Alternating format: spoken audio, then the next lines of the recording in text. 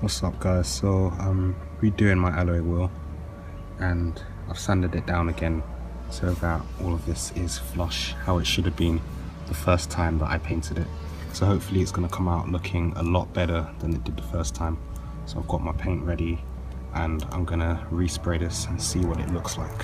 So I'll keep you updated. I'm partway through the painting process and the finish is looking better already. So I'm quite happy with this. Gonna see how it comes out in the end. So I waited for the base coat to dry and then I sprayed it over with the clear lacquer.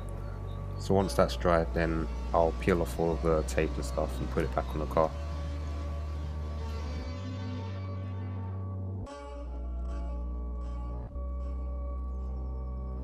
Here's the final finish, and compared to the first time that I painted it, it looks so much better.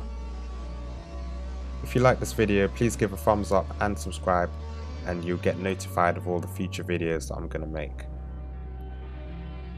Thanks for watching.